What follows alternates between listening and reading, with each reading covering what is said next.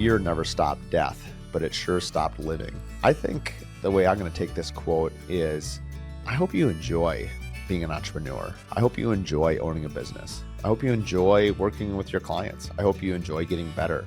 I hope you enjoy learning to try to get better. If you don't find joy in the process, perhaps you're in the wrong profession.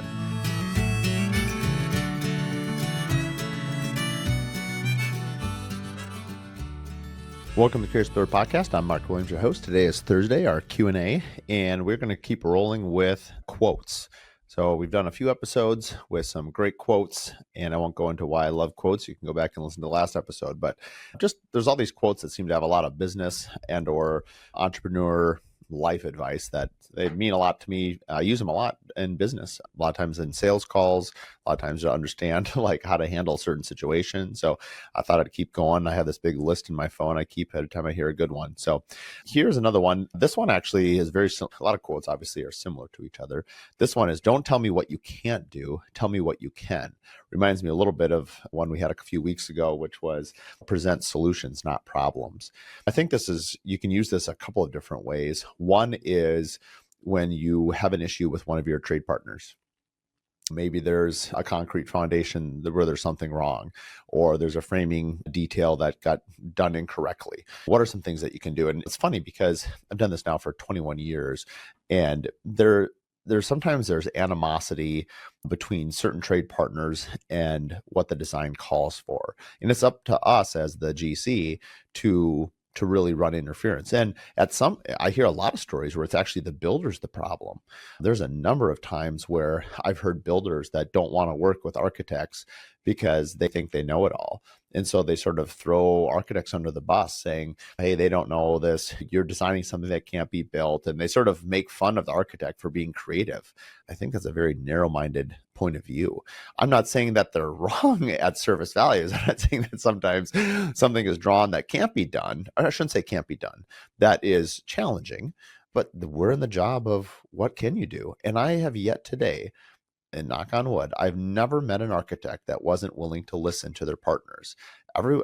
This was used to be a stereotype that is so heavily traveled that it must come from somewhere. But I think, like a lot of stereotypes, I think they need to be undone and to be challenged, because every architect that I've met and worked with has been amazing, over the top of deferential to their partners, saying, help me understand so that we can solve this together. And I think that's the real value of a partner. The architect is a partner, the designer is a partner, the trade partner is a partner, is that together as a team, you can solve the design intent, the issue, whatever it might be. But it's really hard to do it alone. And Linda Engler is a very talented interior designer here. I just met her. We're working on a project together. And I give her credit for this quote as one of my favorite quotes, which piggybacks on this one a little bit, which is, she had kind of mentioned about making sure the team was aligned, that the architect and the designer and the client and the builder were all in the same team. Because her comment is that the project is going to fight you no matter what. So you might as well be us versus the project. And let's say you have a couple separate teams. Now you have like a three-way shootout or a standoff. Like, that doesn't work very well. And her comment is the project is always going to present challenges and things for the team to fight. Make sure that the team is unified so that the only person you're fighting is the project. I just think that's really well said and very wise. And I think it does go in line with how do we present solutions and not problems. And really the root of this quote of don't tell me what you can't do, tell me what you can do, is most people are open to that. If one of my trade partners comes to me and says, Mark, I can't make the wood do that, I'm going to accept that. I'm like, okay, if this was my golden question, if this was your home, how would you solve this problem? 99% of the time, we do whatever the next thing out of that person's mouth is. I can't think of a time actually where that wasn't what we did, because, they're not doing it to be confrontational. They're not doing it to be a hurdle. They're trying to solve the problem. They're just bringing it to your attention. And it might take a while. Certain companies may not make access that easy to them. I would say if you're an owner where it's very hard for people to get a hold of you, you might rethink that. And I think we also need to empower our team to make decisions on our behalf. And I think this is where culture Another great quote is culture trumps strategy, or culture eats strategy for breakfast. And if you have a culture of relying on each other, if you have a culture of helping each other, if you have a culture of community, of communication, you as the owner don't often have to deal with a lot of these things because your team, and by extension, the team, I mean, all the people you work with, including your trade partners, architects, designers, like they're all creatively trying to solve it as well. And so, because very rarely, in my opinion, does the owner of the company have all the answers. They might be the bottleneck of all the answers.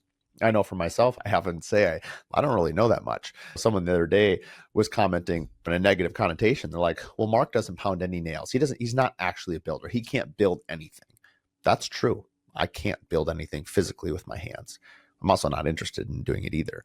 That doesn't mean I'm not a builder. Because Henry Ford isn't in the assembly line building every single one of his cars, does that mean his cars don't drive? No, they drive, absolutely. Did Steve Jobs have his hand in every single thing that happened with the iPod, with the iPad, with the iPhones? Did he create it? No, was he instrumental? Of course. Without Steve Jobs, most of that stuff never happens. But Johnny Ives was his designer. He has a whole team that put it all together. So to say that a company is only the sum of one person is completely misrepresenting the whole point of a team. Tom Brady won a bunch of championships. Incorrect. His team won a bunch of championships. Now, was he a major reason for it? Absolutely. But he'd be probably the first person to tell you that he couldn't do it if his center wasn't snapping him the ball, if his wide receiver wasn't catching it, or if his running back wasn't holding onto the ball. Like, none of this works without a team aspect. And I think it's at our own detriment if we, make ourselves the bottleneck to our own success, which, to be clear, I think a lot of us do. I know I have made that mistake many, many times because I think it's something that naturally happens unless you actively fight against it. I think teaching your people that they can make decisions by themselves, teaching your people that you will support their decision. And it's hard to support it when it's wrong, but then really just offering a path forward. So anyway, we went a little sideways on that quote. But you didn't tune into this podcast if you didn't know it was going to go sideways. So that's on you. Okay, let's see. Scottish proverb. Good job. Be happy while living or be a long time dead. I thought that was good. That reminds me of one I just saw yesterday, which is fear never stopped death, but it sure stopped living. I think the way I'm going to take this quote is I hope you enjoy being an entrepreneur. I hope you enjoy owning a business. I hope you enjoy working with your clients. I hope you enjoy getting better. I hope you enjoy learning to try to get better. Because if you don't enjoy it, if you don't find joy in the process, perhaps you're in the wrong profession. A longtime listener of the show, John, you know who you are if you're listening. People kept asking him all the time about being retired. And he said the R word. He goes, I hate the R word. And he said, I don't want to retire. I don't like to be retired. I have no interest in being retired. He's in his 70s. And he had this great quote. He said, if you're constantly thinking about retirement, perhaps you've chosen the wrong profession. And I just think that is an amazing quote. And he's right. I think when you are really passionate about what you do, and if you really enjoy it, that you can live and you can enjoy while you're doing it. And I think that's important. I think it's important to find people on your team, in your community, in this case, building. Like that's one of the things I love about the Curious Builder Collectives or the Contractor Coalition is it's so empowering to be around other like-minded people, and you can grow your business and they can grow their business. And so anyway, there's a lot of life there. Great quote. Oh, I've said this many times in the podcast. It's next up on my thought list, but boundaries create freedom. Discipline equals freedom is the one Jocko Willink always says as well. But, if you've listened to this podcast, you've heard me talk about this quote, but I'll give it its day. And it really just boundaries. If you set boundaries, you don't have to make a decision. You've already set the boundary. For me, I know that every morning I'm going to be exercising because physical health is important. I have a lot of goals around certain races that I want to do, and that's the time of day that I can do that. I know that, what I drink and what I eat and all those things fuel performance. So again, it's creating a boundary for me in this season of life. Like I know I'm going to bed pretty much every night between 8:45 and 9 because I can't get up at 4:59 or 4:20 or whatever time of the week that I'm getting up at unless I go to bed early. That's a boundary. As it relates to business, I've spoken on this many, many times because it's been so helpful for my own career, which is I don't take client meetings at night or on the weekends. I have a young family. And honestly, even if I didn't, I still don't think it's healthy because you need to show up Monday excited to work. Like today is Monday that I'm recording this. So yes, this episode will air on a Thursday, but like I was jacked to get in the studio. Like I was chomping at the bit. Now I was sick, which is very rare. Last week, I missed a few days at the office last week, and I was like, I'm ready to go. And so, but you can't do that if you're always working.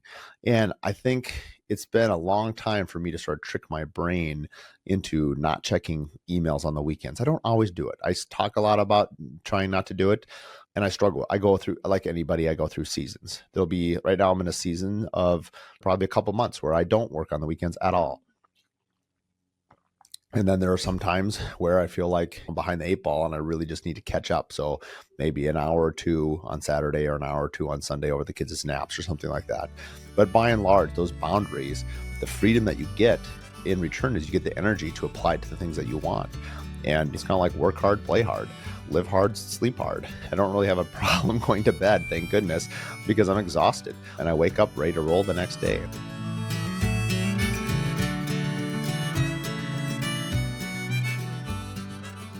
This episode of The Curious Builder is brought to you by Olive & Vine Socials. If you're a builder, a designer, or an architect looking to grow your brand without dancing on TikTok or spending your whole life on social media, listen up. Olive & Vine Socials specializes in Pinterest marketing, blogging, and email strategy for luxury home brands. They help you turn your beautiful work into a strategic SEO-driven content that drives real traffic and connects you with your ideal clients without burning you out. Ready to grow smarter and not harder? Visit oliveandvinesocials.com and tell them the Curious Builder sent you. Just so you know, I've been working with Alyssa over at Olive & Vine for 3 years. She helped us launch the podcast. She's helped us grow our brand at Mark Williams Custom Homes. I could not do what I've done without her help. And I'm more than happy to announce that she's our latest sponsor for the Curious Builder podcast. Lake Society magazine is Minneapolis' premier target market boutique lifestyle and design publication. It embodies the unique lifestyles and design of the Minneapolis City Lakes neighborhoods. From Lake of the Isles to Lake Harriet, it showcases the best in local design projects by both premier builders, architects, and interior designers in this area. Lake Society magazine has the look and feel of a national publication with glossy covers, high-end finishes. It's mailed directly to upper bracket single-family homeowners in the City Lakes area, and it's the perfect local coffee tabletop publication. Subscriptions can also be available through the website lakesocietymagazine.com. Additionally, publisher and founder Karen Steckel has over 27 years in the local magazine publishing industry and has a passion for high-end photography and quality graphics. Her commitment to quality, visual simplicity, and beauty are strongly reflected in her beautiful Lake Society magazine. Anyway, I think these boundaries really do lead to freedom. It could be maybe you set precedences on like, until I get the sale, I'm not going to do this. I used to have, whenever I buy a truck for the company, I would always try to pay cash for it. And if I couldn't, I didn't like financing things long term. And so what I did for me was I like kind of like a progress. So I would buy like an F-150. And let's just say back then it was 50, 70 grand, whatever it was. I'd put like $30,000 down. And then every time I'd have a successful closing, I'd put 10,000 down towards that truck, just pay it off. That was a boundary. Like I didn't want to take the profit. I want to take it off. And Michael Michalowicz is a well-known business author who talks about profit first and basically taking profit out of every paycheck. That's a really helpful principle of a book. If you haven't read it, I'd highly, highly recommend it. It's a great read. This one's from Jim Carrey. Great quote. You can fail at a safe job, so you might as well fail at something you love. That's a great quote. I was just speaking about like, I hope you love what you do. I think if you're going to fail, but you love doing it, like that's okay. I don't think anybody wants to fail, but if you are really passionate about an idea, about the pursuit of something, like it's okay to fail. As a parent, I'm telling my kids that you don't win all the time. And that's a difficult thing to teach a child when they want to play a board game. And if they lose, they pout, all those things. And honestly, as adults, I don't think we're any different. Most of us have a hard time dealing with losing, but I think adversity is going to precede prosperity. I think you need adversity in order to grow and to get better. You can't get stronger unless you break down your muscle tissues and get strong and build up that muscle. You can't run faster unless you get sore and you suffer from the training. I think business is like that too. I think you can't just have success after success after success.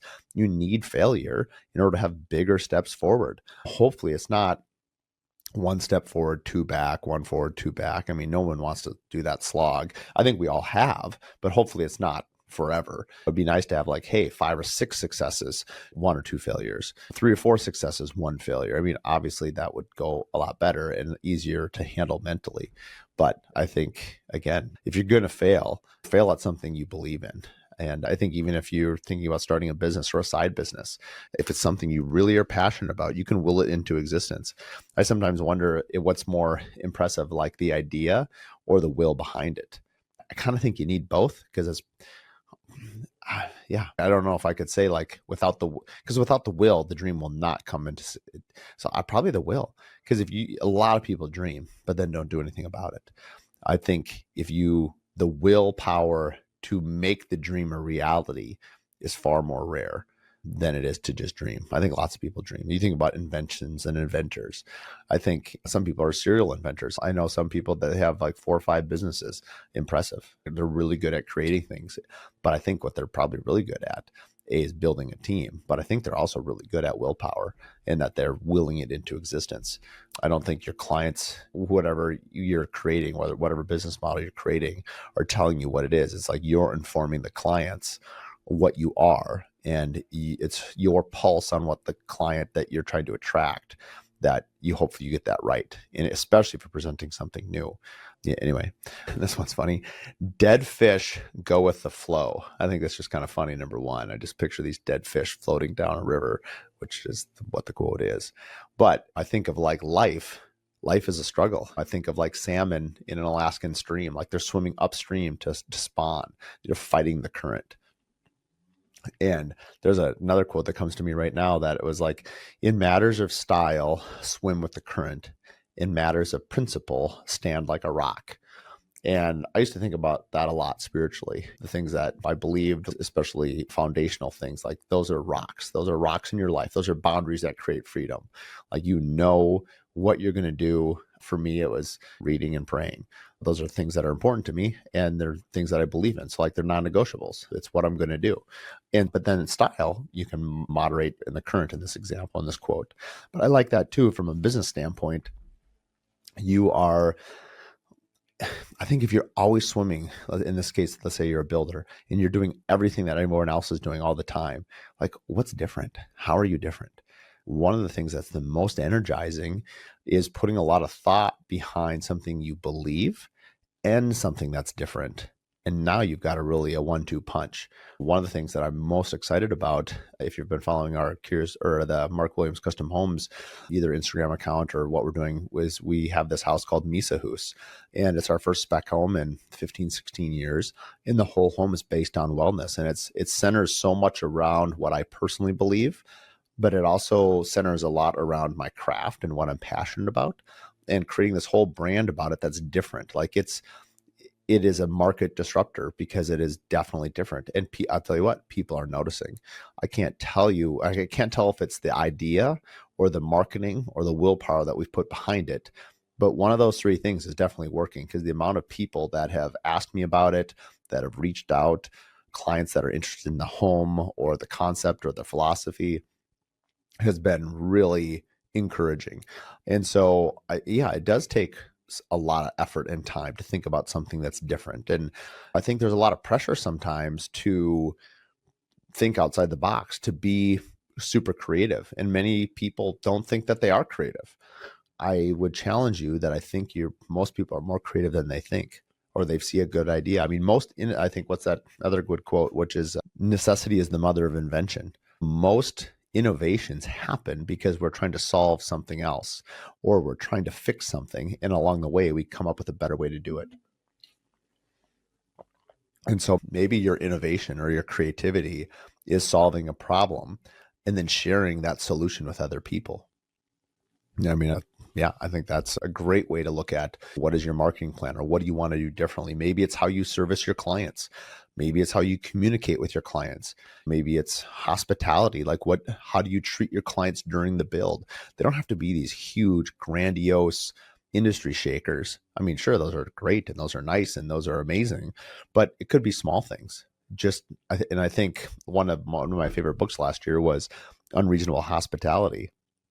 I've spoken a lot about it on the podcast, but what dawned on me while reading that book is that hospitality doesn't always take a lot of money. What it does take is a lot of thought.